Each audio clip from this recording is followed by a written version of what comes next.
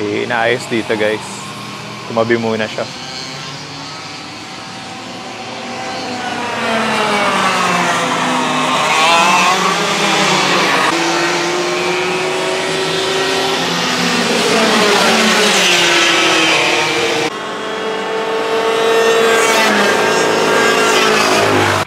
Hello guys, welcome to another vlog. Nandito tayo sa Carmona Racetrack.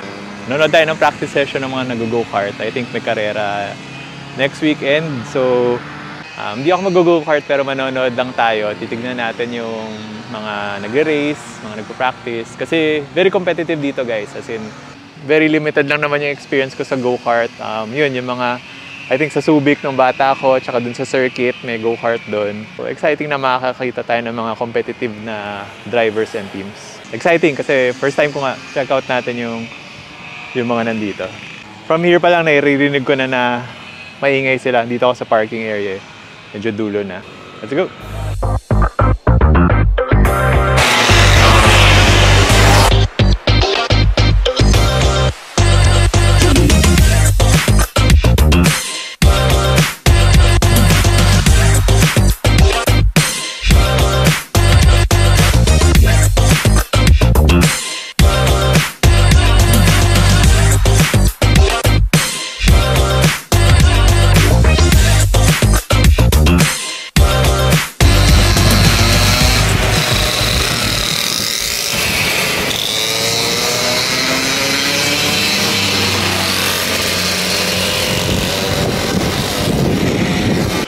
Okay, so akitin natin tong parang bridge dito.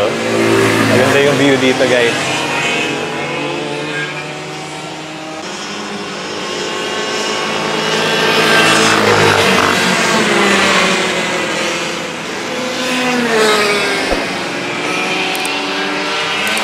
Grabe, astig. Ganda ng view, ganda ng view. From here din, makikita mo yung other parts ng track. Ayun si Pao, nagpo-photo. Grabe, akala mo pag go-kart, mas mabagal kaysa sa totoong kotse. Pero iba pala, sobrang bilis nila. As in, parang katumbas na yata nila yung speed ng kotse.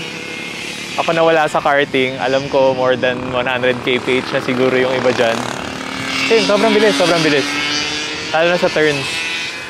Dito sa part na to, kasi medyo basa yung track, nakikita mo sila kanina parang nagsaslide din ng konti. So, meron din silang parang wet weather tires. Galing. Okay, so bumalik na yung cars and maambon na rin eh. Balik tayo dun sa may bubong. Yan yung pit lane. Slow down. 30 kph. So, hindi ko lang kung kita niya. Ayan, 30 kph yung speed limit nila. And then, yan. Nalabas siya dun. Yung kanina nyo palang nakita, guys, 100cc daw yun.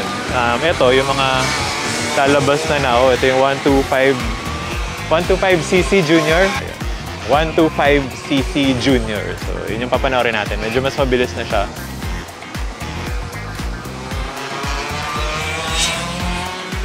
Dito lang tayo, guys. Maganda yung view dito sa parang bridge.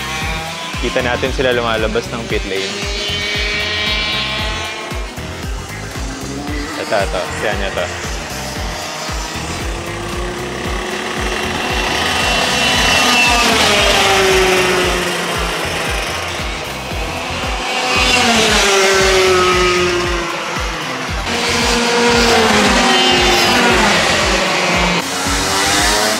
Intense! Kita mo yung yung spray. Kita mo yung spray sa likod.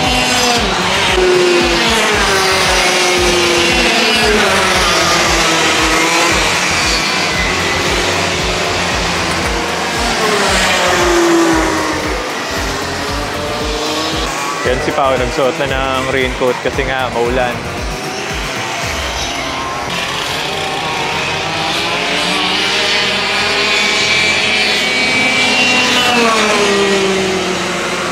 Ito, close battle.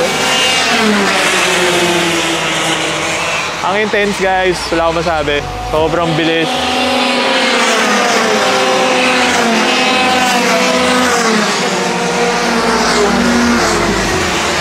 Grabe! Oh, may nag-spin out doon.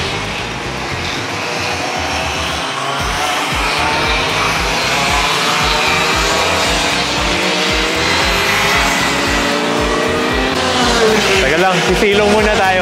Tumalakas yung ulan. Pero grabe, parang F1. Parang ako nanonood na F1. Tuloy lang eh, no? Tuloy lang. Sobrang lumalakas yung ulan, guys. Pero unbelievable. High speed eh. Hindi dumudulas. So, yun. Pakita ko lang pala sa inyo, guys, yung mga rooms dito. So, kung di ba umakyat tayo dun sa bridge. Here sa corridor, merong steward's room. So, di ba sa F1, yung stewards yung parang nag-decide sa mga bagay-bagay, mga away nila, mga dispute.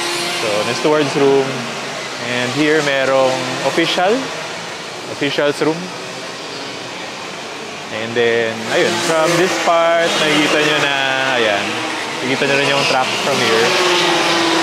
Later, pag tumigil yung ulan, baba tayo doon.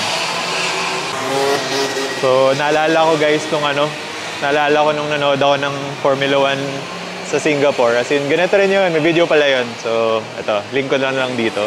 Ganito rin yun. As in, lakas na ulan, nakala mo wala na. I mean, sino ba namang tao yung magdadrive ng sobrang bilis na ganyang kabasa, di ba? So, yun yung na-feel ko nung nanood ako ng F1. As in, parang, grabe! Tuloy pa rin. Galing ng mga driver na to. Later guys, tour ko kayo dun sa baba, dun sa parang sa likod ng pit lane, yung mga garage. So, check natin kung pwede lang, kung pwede. A few moments later. So, bumaba lang tayo guys sa pit lane. Galing tayo dun, sa taas. Galing tayo dun sa parang bridge na yan.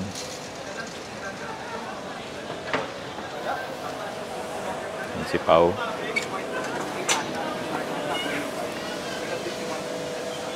Pasok tayo dun sa garage. May harang kasi dyan eh.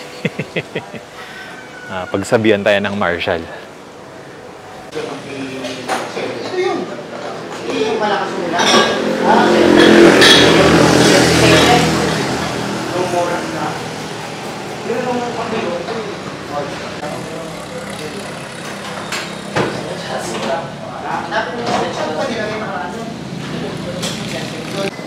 Medyo maingay lang dito guys sa parang garage area.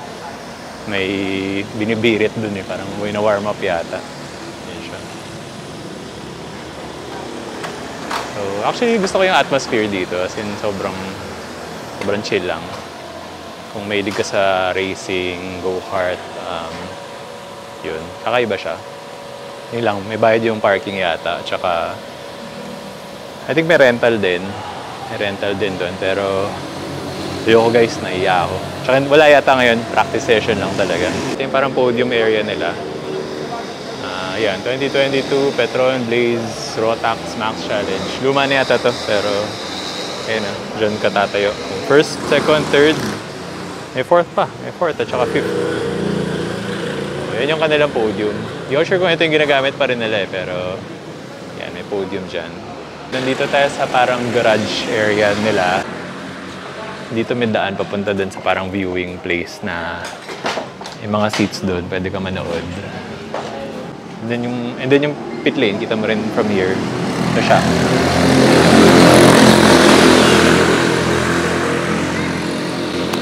Ayan, tapos ito yung parang seats na pwede ka umupo kung gusto mo manood ng practice or race.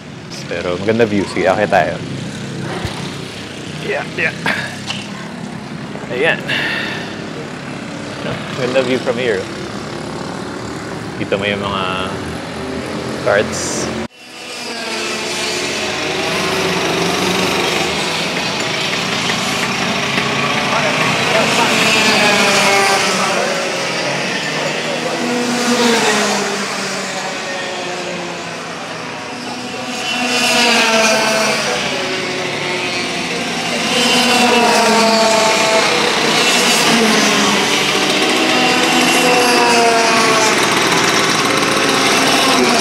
Traffic sa pit lane, guys.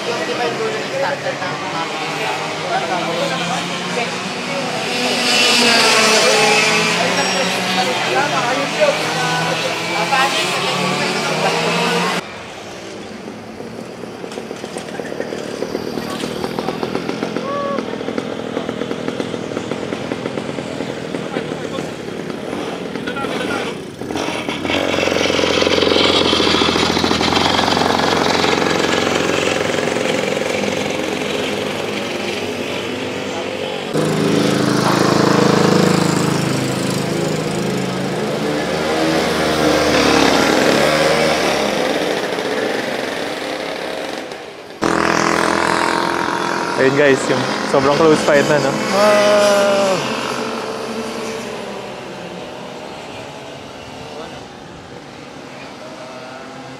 Grabe, oh. Ano yan? Verstappen.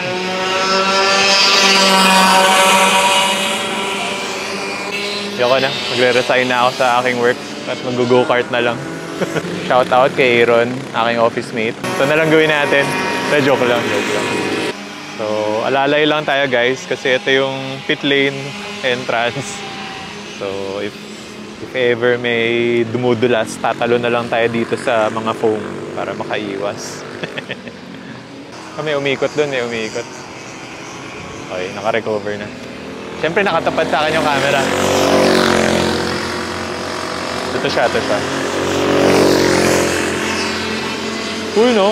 Kids lang sila, kids.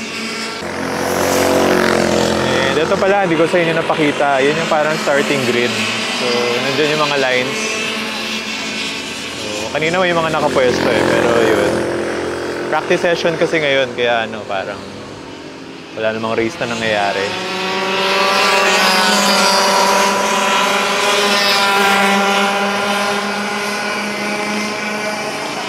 So, yun nga, gaya ng nasabi ko, yung speed nila, kasi parang kotse siya.